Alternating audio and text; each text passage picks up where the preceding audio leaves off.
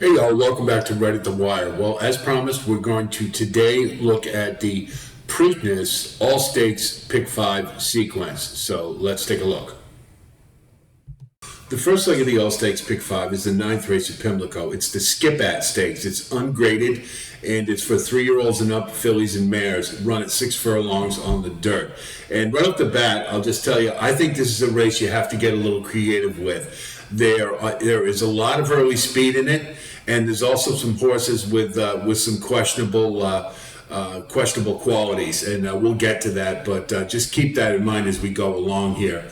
Number 1 is Oksana. She's a class fit without question. You can see she's done pretty well. Seems to always be in the money in ungraded stakes and otherwise. So, I think this one's a good competitor.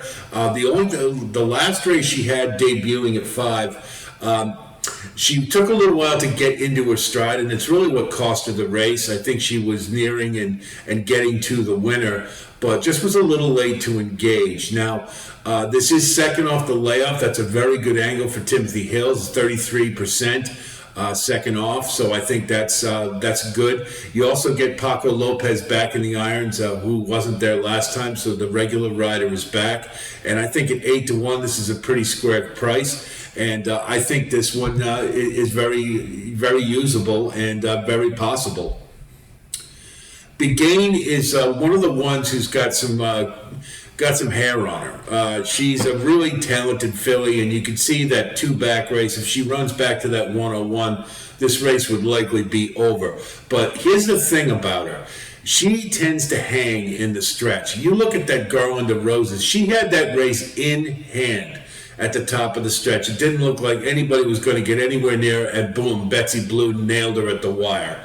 And what blew right by her. And so there's some question marks with this one. You can see more seconds than firsts. And I think this one clearly has talent, is debuting at 4. And so a good effort would be expected. But it's I got a big problem with a horse who likes to hang in the stretch. So this is one at 3-1, might be a bit of an underlay. I mean, she's by Gun Runner. I would leave it up to you whether or not you want to use her or not. It's kind of a damned if you do, damned if you don't kind of horse. The same can be said for I'm the Boss of Me. This one likes to run on the front end, as you can see, and that's where the best efforts come from. You see that she ran a nice race last time. The problem with this one is she has got a major league good race, bad race pattern. So if we'll go all the way back to New Year's Eve of 2021, she runs an 82, next race a 48. Race after that, 82, next one 69, 81, 78, 88, 74, 76, 87. Now, we can, so it looks to me, if based upon that pattern, that this one would be due for a regression. And the other thing is, there's a lot of other early speed in this race. Now, you're getting around Ortiz, that's obviously a plus. But it's just a little something to keep in mind. And you got a lot of horses with those type of question marks in this race. So this is why I say maybe being creative is the best way to go. So you can use this one, I think, but I wouldn't be overly confident because of that pattern. Street Loop is is competitive in this class, but I think is better off underneath. Just doesn't seem to be quite as good as some of the others. You see, finishes in the money a fair amount, but buyer-wise is a little light compared to some of the others, and that tells me that probably wouldn't have enough to actually win this race. So I would. The other thing is that she has a pattern much like Bourbon Bash. If you remember my comments about Bourbon Bash on the Derby Trail, he stays in the race, makes a move at the top of the stretch, and then flattens out and falls back. And this Street Loot is kind of like that to a degree. So just not quite good enough, and a cut below, and I wouldn't use as a win candidate. Princess Kokachine ran a nice race last time, and I think if Oksana had gotten the stride together a little quicker, probably would have won. But the main thing with Princess Kokachine is that compared to last year, her late fraction is a lot slower than it was the year prior. It's like 10 points slower. And you've got a lot of other early speed in this race. So I'm guessing the pace is likely going to be pretty hot. And if that's the case, I think having a late fraction doesn't really set things up terribly well for this one. So you can see that John Robb's a good local trainer. You got Jesus Toledo in the irons, and they're good together. But John Robb is 1 for 3 with an 87-cent ROI in stakes. So, coming second off the layoff. And so I'm not I'm not overly confident in this one's ability to get the job done. You see the buyers are a little light too lately. And at 5 years old, I think this would take a pretty big effort that I'm not sure this one can summon. So I'm very dubious with this one. I'm not going to use, but I wouldn't, if you want to use this one, you got to spread pretty deep is basically what I'm saying. In my opinion. Number 6 is Gunning. This one I like. Kenny McPeak trains, get Flavian Pratt aboard, and the main thing is you got Route to Sprint, which is a great angle for these type of races, particularly when you got a lot of other early speed. This one comes off the pace, and in the last race it was fairly evident this one didn't want 2 turns. You could see by the running style. So going back to a sprint is definitely a plus, and I think at 4 years old, this one has been improving and hasn't run on a dry track yet this year, but has been running better numbers. And so I think that coupled with a dry track, I think this one's looking pretty good. I think the race is going to set up pretty well, and you're getting 6-1. So I think this is a definite use. Eeny, Meeny, Miny, Mo is one that does not come off the bench very well. And that's really again, this is another one that's got some hair on her. You got some question marks. You see from September to April, September of 21 to April of 22, came off the bench, didn't do very well. Came back, ran the next couple pretty well, but then went to the bench again. Did come off from August to October and did pretty well to get a second there, leading most of the way. But you see a longer layoff between October and December. This one came back and didn't run a lick. Now, granted, it was against Frank's Roquette, who's a pretty darn good sprinter. So maybe you want to forgive a little bit along those lines.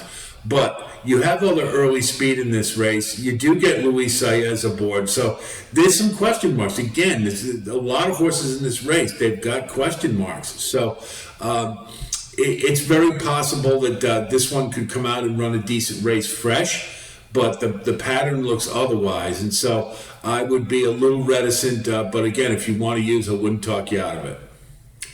Chitara, on the other hand, is in very good form. This is a horse that probably isn't a solid win candidate here, and ran a really big race last time, and you see just missed.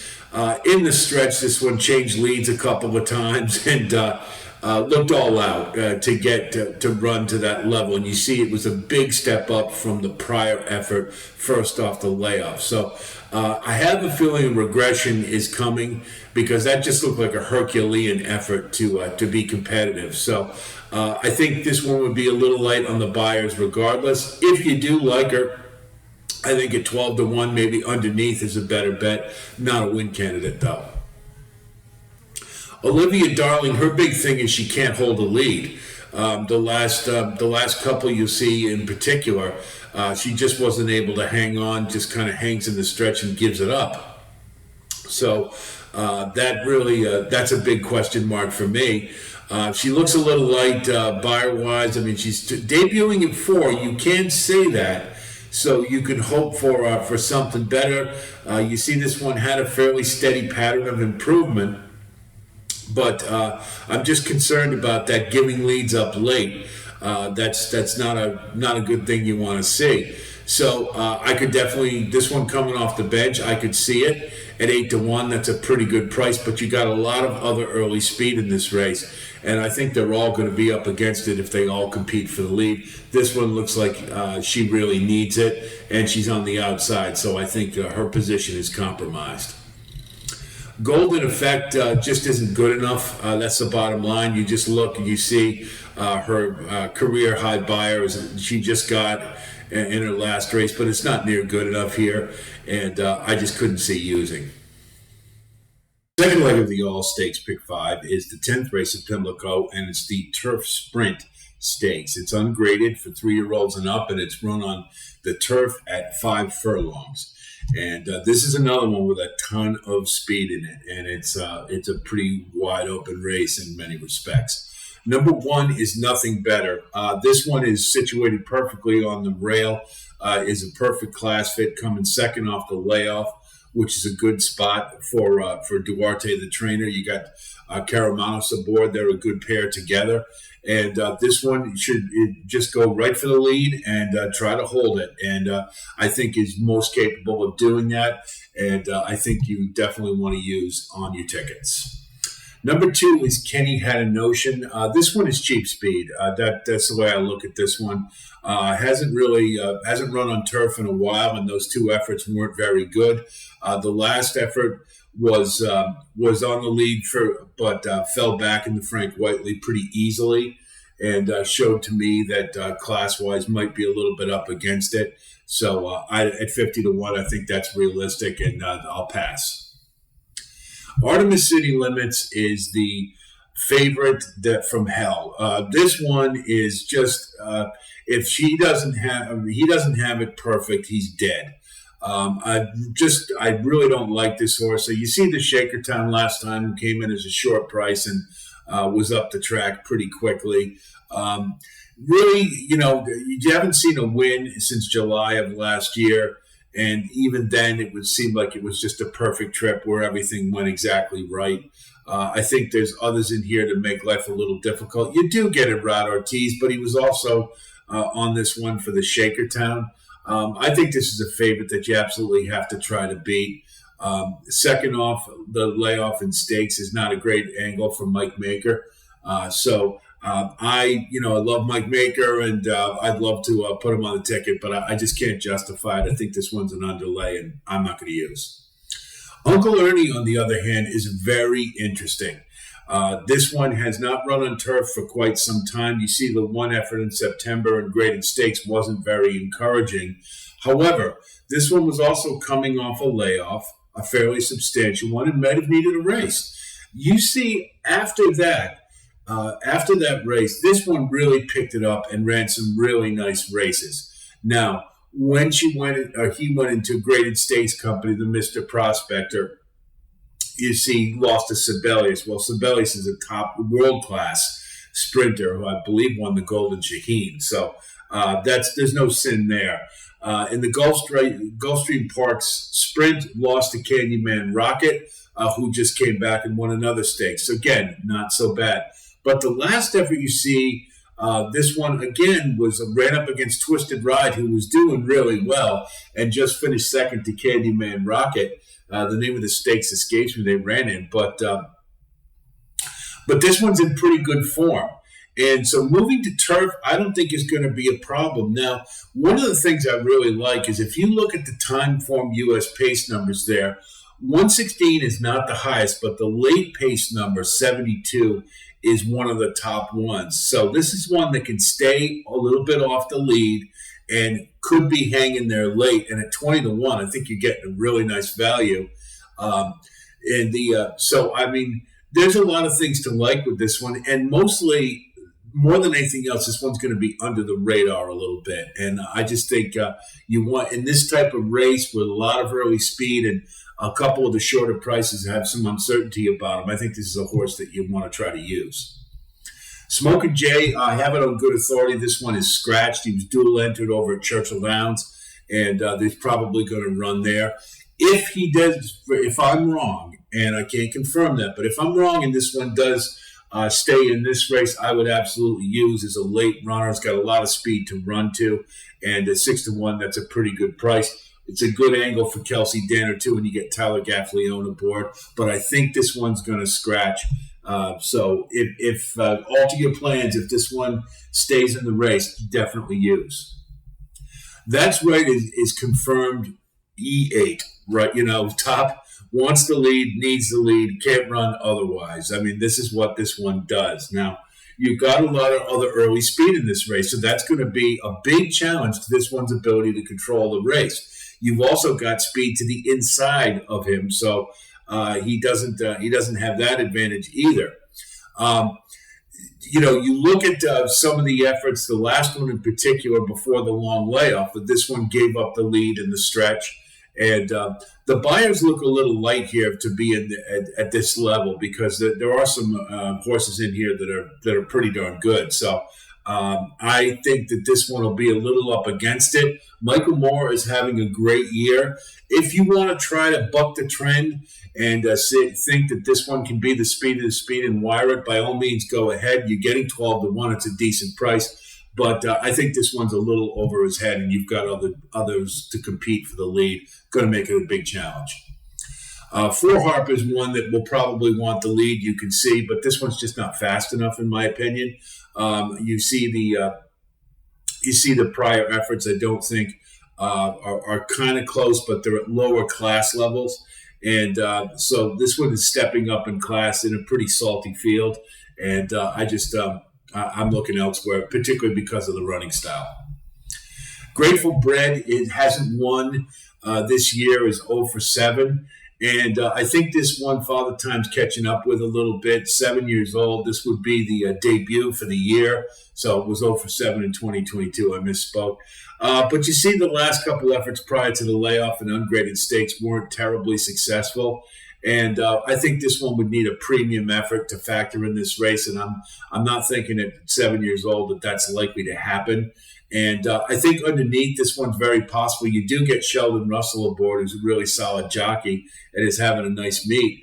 But I just a little, you see Jesus Toledo is the normal rider, and he's gone elsewhere. So I think if you want to use this one underneath, I think it's fine, but not for a pick 5 ticket.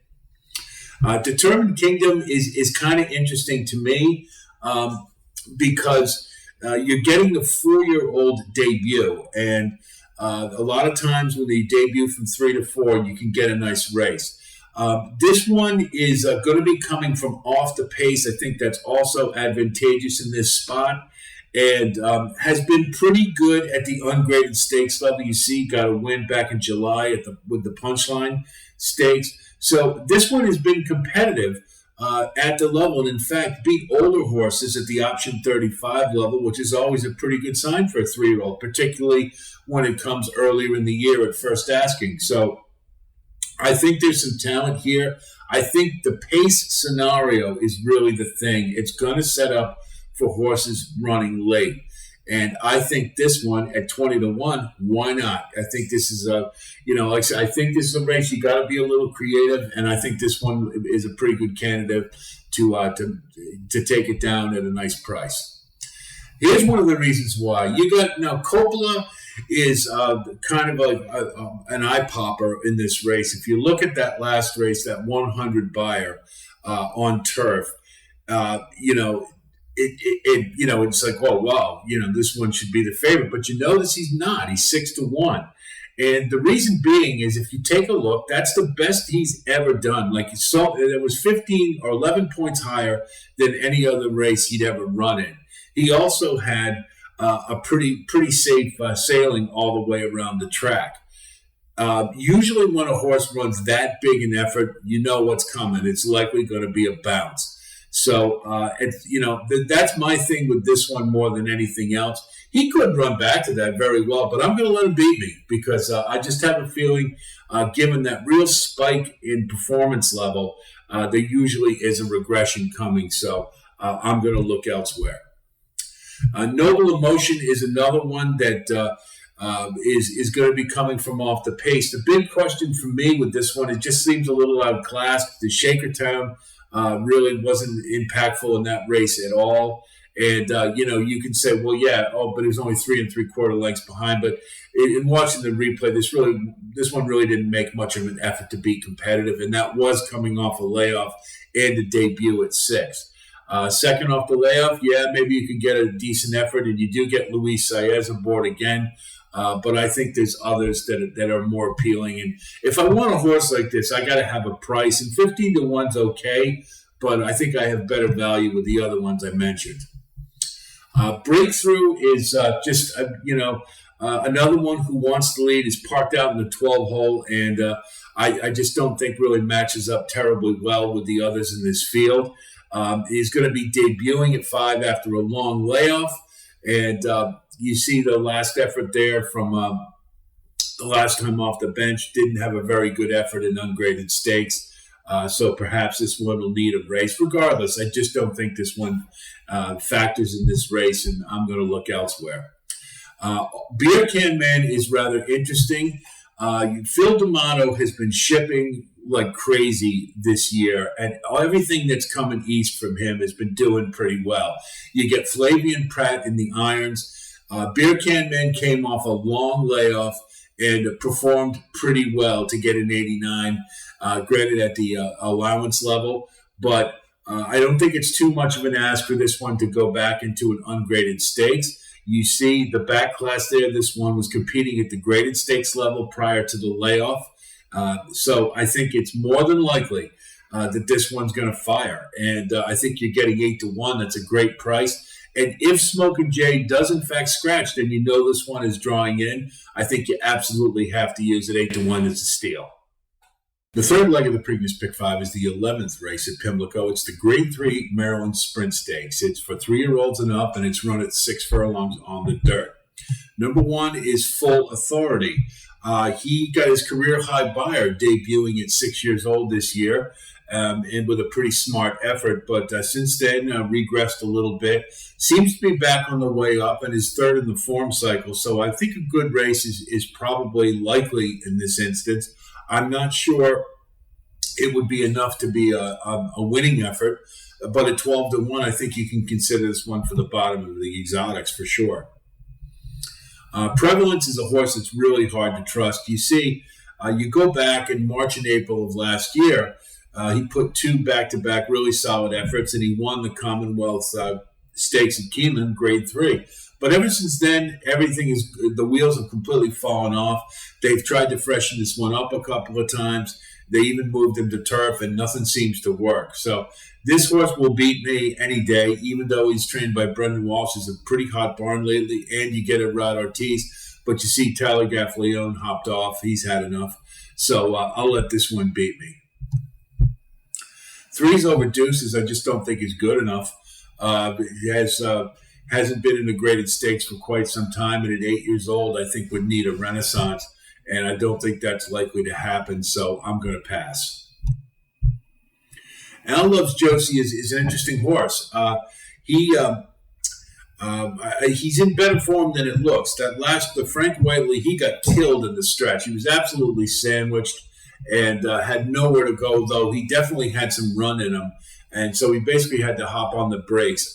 So I think running off the pace, if he can do that again here, I think that gives him a legitimate chance to factor in this race, particularly when you got some vulnerability with some of the shorter prices here. This is the kind of horse that can really pick up your pick 5. So at 10-1 with really good connections, I think this one is due for a really good race. Willie Boy's another one that's really hard to trust. You see, he won the Smile Sprint back in July, got a third in the Vanderbilt, and hasn't really done much since. He did get a second in a state-bred stakes race down in Florida, but you see the last 2 efforts were really subpar, and he's just one that's really hard to trust, and I'm just not going to invest in him. War Toxin just isn't good enough. That's the bottom line. Is 7 years old, and the last 4 efforts just indicate that the best is behind this one. And I'm not expecting a renaissance here, so I'm not going to use in this case.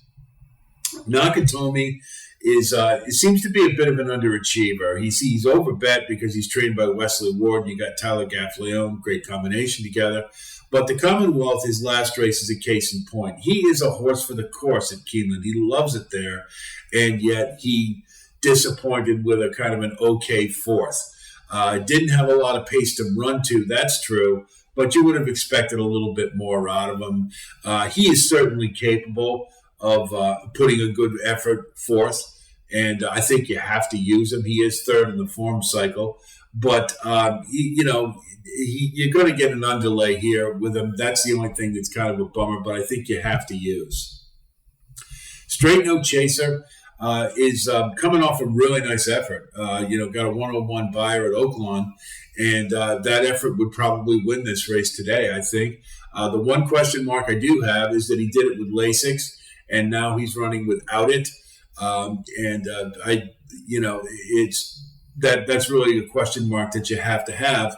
You see, without Lasix, he still does pretty well, just not as good as he did in that last one. So I wonder about that.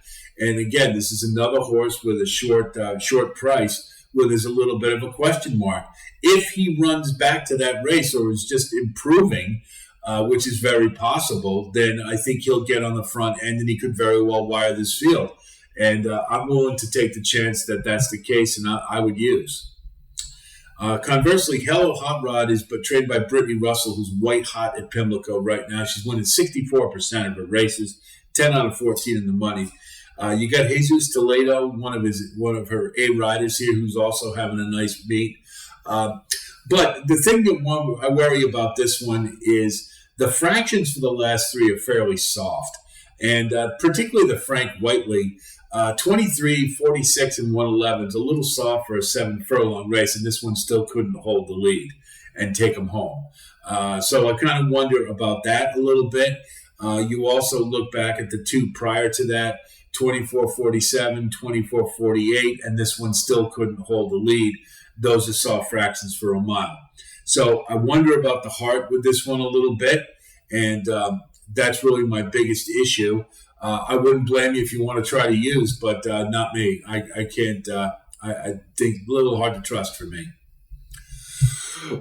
Excuse me. Wonder Where Craig is another one by Brittany Russell, and you got Sheldon Russell aboard. He's winning at 67%. So Brittany's being good to everybody. And this one is another one that likes the lead, needs it, but You do see something kind of interesting. Prior to this one running in Dubai last year in the Golden Shaheen, was a pretty darn good sprinter and had some really smart numbers.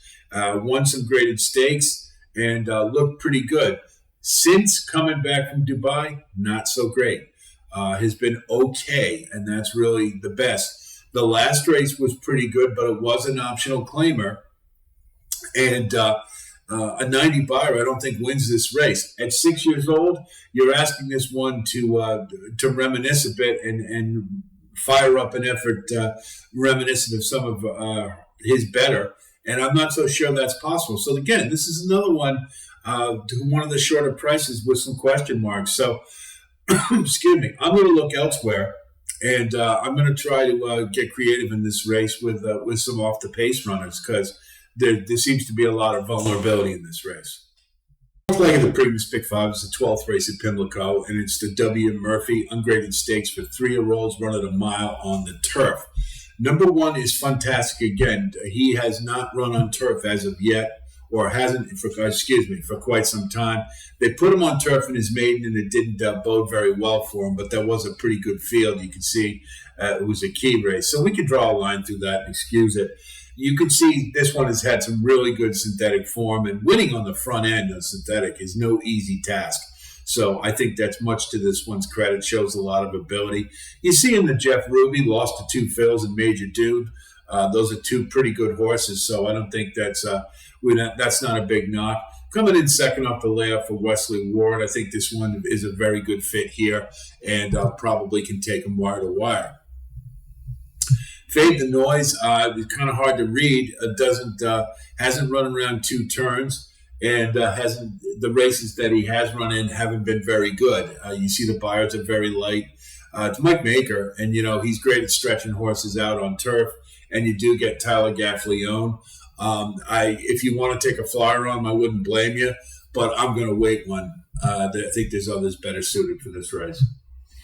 A Western Yarn just comes out of the Columbia at Tampa, which is a really good race. You had Talk of the Nation and Mo Stash. Talk of the Nation was scratched out of Derby Day, much to my chagrin. But it is going to be a really good turf horse. And Mustache came out to win his next start, and he's proving to be one of the better 3-year-old turfers in a really good division. So I think this one is competitive here. I just like the chances of Fantastic again a little better on the front end, and that's really my only issue. But I wouldn't blame you if you wanted to use this one. I just like Fantastic again's chances a little better. Top Recruit, this is another one, but from Mike Maker. It seems like they're trying to find a place for this one. You see, one at Ellis Park in the juvenile with a really nice effort and has not built on it at all. And in fact, the form has been pretty subpar. So this is the debut at 3, and it seems like they're moving to turf to sort of jumpstart this one again. Midshipman is a pretty decent turf sire, 13%, but I want to wait one to see how this one does, because I'm not confident that he's going to factor in this race.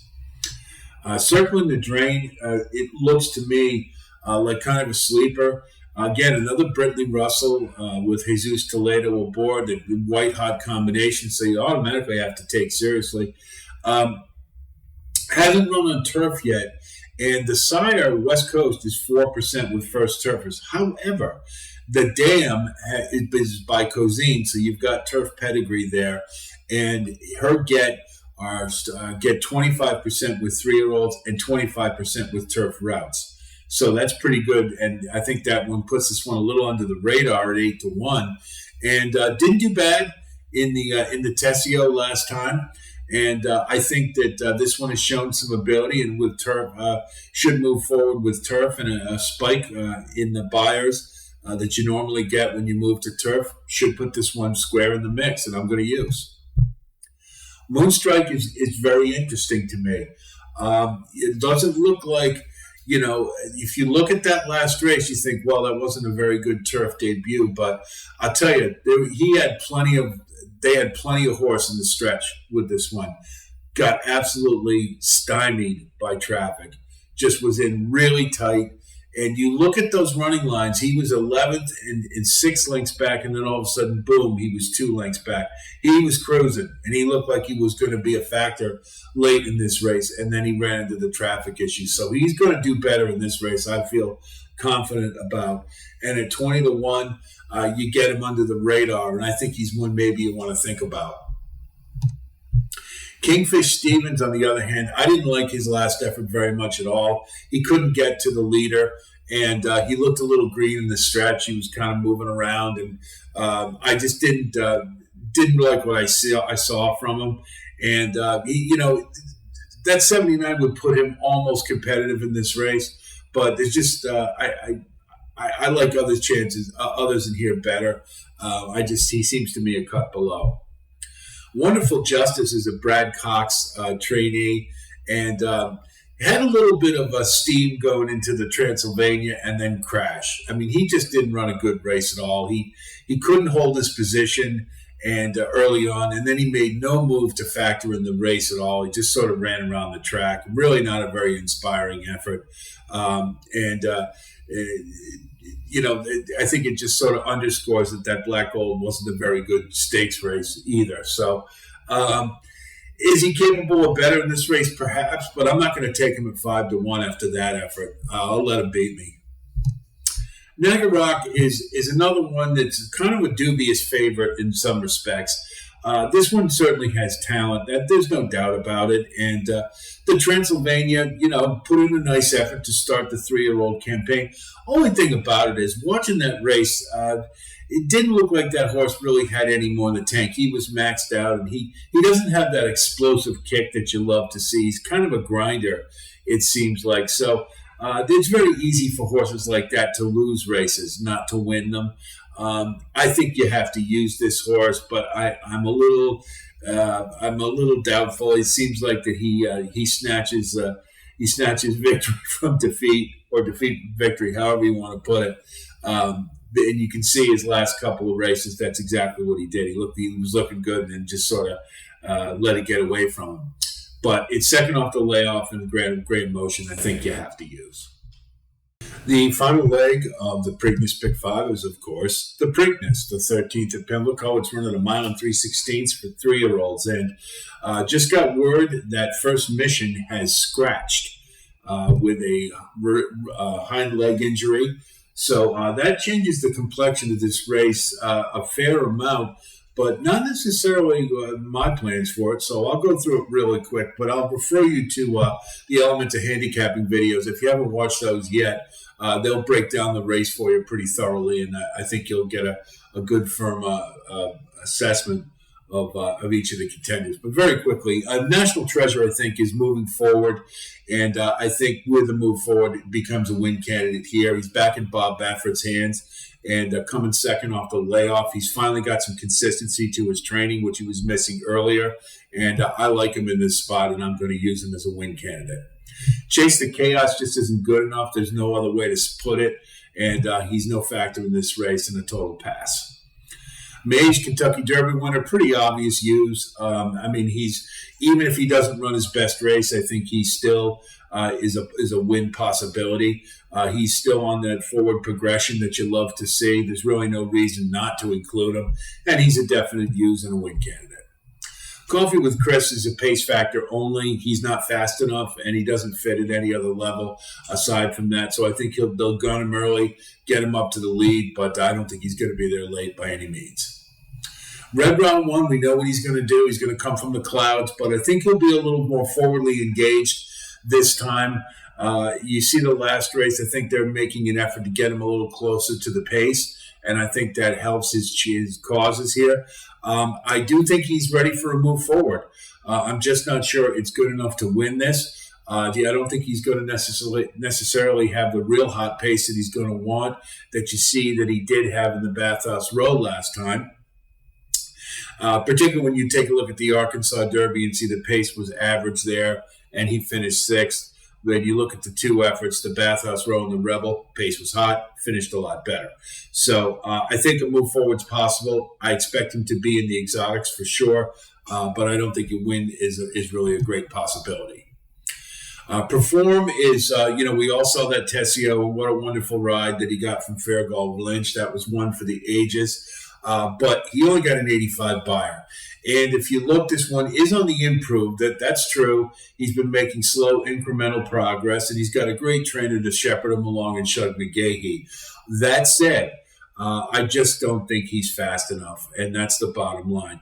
Is it possible for him to get into 3rd or 4th, somewhere in the exotics? Yes. And I think 3rd is probably the ceiling, maybe 2nd with a little bit of luck.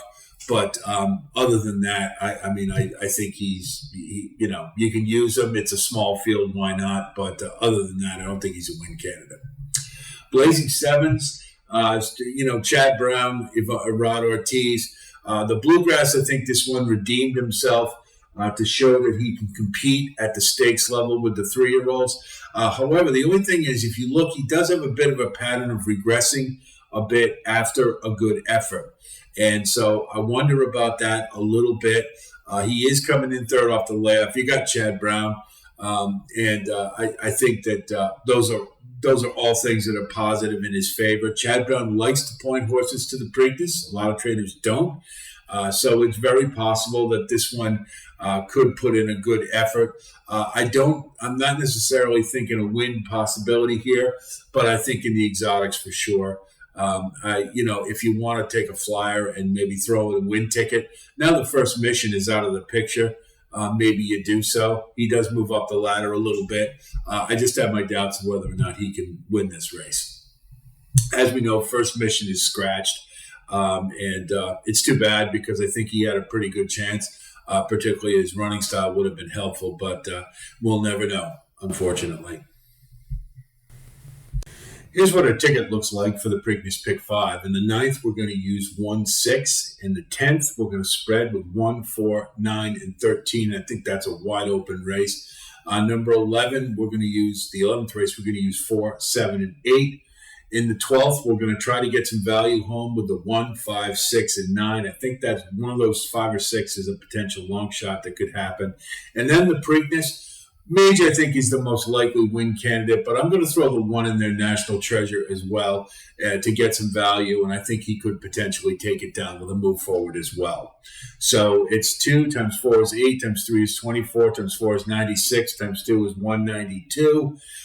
So that's what, a $96 ticket, and I think that gives us some pretty good options.